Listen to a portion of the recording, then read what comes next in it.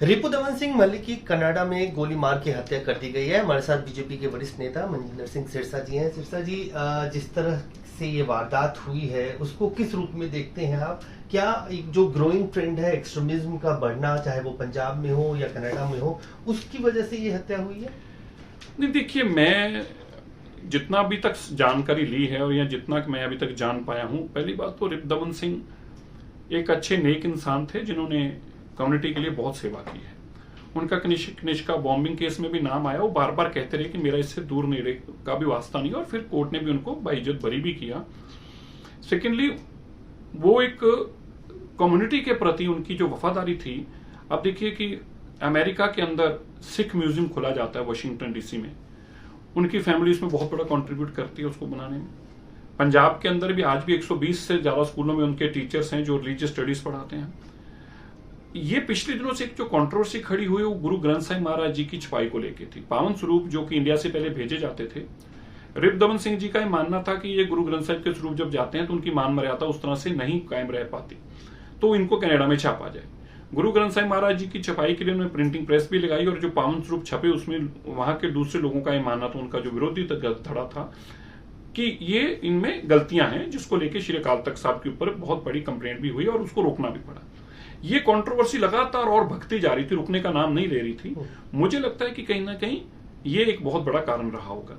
ऐसा माना जा रहा है कि मैंने जो जानकारी वहां के लोगों से कुछ ली कि कुछ, क्योंकि गुरु ग्रंथ साहिब महाराज जी की कंट्रोवर्सी इन्वॉल्व हो गई थी, तो आईएसआई भी चाहती थी कि कोई ऐसा रोल हो जिससे ये और बड़ा मसला बने।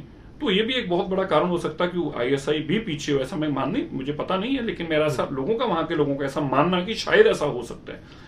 लेकिन एक बड़ा क्लियर बात है, गोल्डी बराड़ जिसने जो लॉरेंस बिश्नोई का साथी है, जिसने सिद्धू मूसेवाले का भी पिछले दिनों में मर्डर कराया, और वो कनाडा की धरती पर खड़ा होकर ये एडमिट कर रहा है, बकायदा वीडियो डाल रहा है कि हाँ, हमने बदला लिया है, हमने अपने भाई का बदला लिया और हमने मारा है। तो मुझे लगता है कि अगर गवर्नमेंट इतनी हेल्पलेस है कि कत्ल करने वाला आदमी दूसरे मुल्क में खड़ा होकर कह रहा है कि मैंने ही कत्ल कराया, भाई हाँ मैंने कराया, बताओ, और फिर भी सरकार कुछ नहीं कर पा रही, तो फिर रिपुदमन सिंह के केस में आप समझ सकते हैं कि वो क्या कर पाएगी।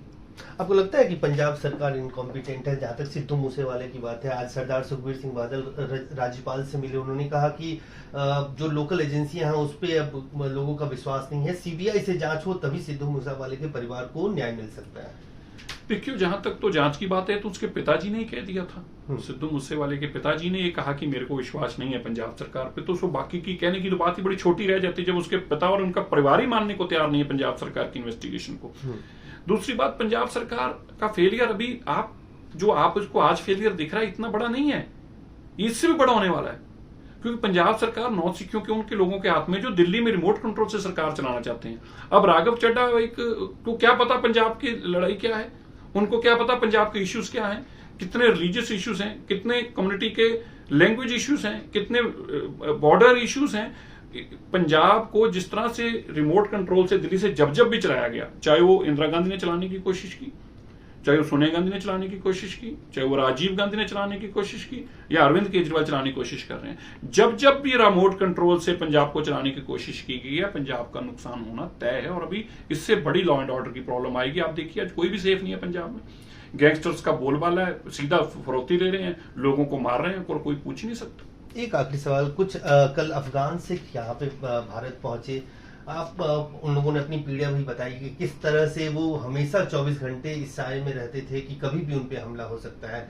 आपको लगता है कि एक अच्छा इनिशिएटिव है इंडियन गवर्नमेंट की तरफ से, अब उनको अपने बहुत बड़ी बात है। ये अच्छा नहीं है, अच्छा वर्ड बहुत छोटा है इसके आगे। भाई, मैं आपके टीवी चैनल के माध्यम से दुनिया भर के सिखों से ये कहना चाहता हूं कि आप देखिए, किसी मुल्क ने अफगानिस्तान की बाजू नहीं पकड़ी।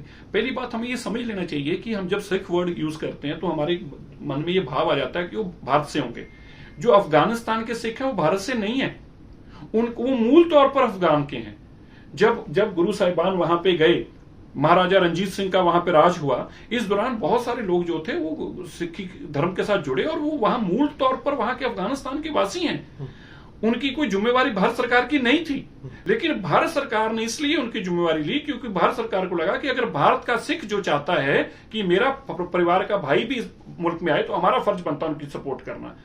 कोई नहीं कर पाया, कनाडा ने नहीं किया, अमेरिका ने नहीं किया। वो बेचारी इस उम्मीद में कुछ लोग मारे भी गए, उनको लगा कि कनाडा ने कह रखा है कि हम इतने लोग लेके जाएंगे, शायद हमें ले जाएंगे। इसलिए भारत ने जो किया, अभी भी मैं थोड़ी देर पहले उनसे बात कर रहा था, 60 लोगों का नाम और आया है। अभी मैंने केंद्रीय गृह सचिव जी से बात की है, उनके द्वारा वीजे अभी आज उनको बनवाने की कोशिश कर रहे हैं। जितने लोगों के नाम आए उतनों को लाने का काम करना भारत सरकार का। गुरु ग्रंथ साहिब जी के पावन स्वरूप भी अब आएंगे फिर दोबारा से साथ में, जो अब लोग आएंगे। तो ये बड़ी बात नहीं है, ये बहुत बड़ी बात है। तो निश्चित रूप से मनजिंदर सिंह सिरसा जी का कहना है, जब दुनिया के किसी मुल्क ने अफगानिस्तान में रहने वाले जो वहां के मूल वासी हैं लेकिन सिख धर्म के हैं, उनको भारत लाने की पहल की गई है। अजय झा, दैनिक सवेरा, दिल्ली। ਮੀਆਂ ਮੁਰਾਦ ਅਲੀ ਜੀ ਖੁਦਾ ਦੇ ਘਰ ਦੇਰ ਹੈ ਅੰਧੇਰ ਨਹੀਂ। ਹਰ ਸਮੱਸਿਆ ਦਾ ਸਮਾਧਾਨ। ਸਮੱਸਿਆ ਜਿਵੇਂ ਲਵ ਮੈਰਿਜ, ਵਸ਼ੀਕਰਨ, ਕਿੱਤਾ ਕਿਰਾਇਆ, लॉटरी नंबर होवे या लोटो मैक्स 649। मेरे और मेरे पति के बीच में बहुत अनबन रहती थी, जिसकी वजह से मैं बहुत सारे तांत्रिकों से मिली, पर मुझे कोई समाधान नहीं मिला। उसके बाद मैं मियां मुराद अली जी से मिली, जिससे कि अब मैं अपने वैवाहिक जीवन में बहुत खुश हूँ। ਪਹਿਲਾਂ ਮੇਰਾ ਲਵ ਮੈਰਿਜ ਨੂੰ ਲੈ ਕੇ ਕੋਈ ਵੀ ਕੰਮ ਨਹੀਂ ਬਣ ਰਿਹਾ ਸੀ, ਬਹੁਤ ਜਗ੍ਹਾ ਤੇ ਧੱਕੇ ਖਾਏ। ਫਿਰ ਬਾਅਦ ਵਿੱਚ ਮੈਨੂੰ ਕਿਸੇ ਨੇ ਮੀਆਂ ਮੁਰਾਦ ਜੀ ਅਲੀ ਬਾਰੇ ਦੱਸਿਆ ਤੇ ਅੱਜ ਦੇਖੋ ਮੈਂ ਆਪਣੇ ਵਿਵਾਹਿਕ ਜੀਵਨ ਦੇ ਵਿੱਚ ਬਹੁਤ ਖੁਸ਼ ਹਾਂ। ਕਾਰੋਬਾਰ ਇੱਕਦਮ ਠੱਪ ਹੋ ਗਿਆ ਸੀ, ਅਸੀਂ ਬੜੇ ਔਖੇ ਹੋ ਗਏ। ਫਿਰ ਸਾਨੂੰ ਕਿਸੇ ਨੇ ਮੀਆਂ ਮੁਹੰਮਦ ਅਲੀ ਜੀ ਬਾਰੇ ਦੱਸਿਆ। ਉਹਨਾਂ ਨੇ ਸਾਡੀ ਸਮੱਸਿਆ ਦਾ ਚੰਗੀ ਤਰ੍ਹਾਂ ਜੜੋਂ ਨਿਪਟਾਰਾ ਕਰ ਦਿੱਤਾ। ਹੁਣ ਅਸੀਂ ਬਹੁਤ ਖੁਸ਼। ਹੁਣੇ ਕਾਲ ਕਰੋ 98417 18786 97797 24075।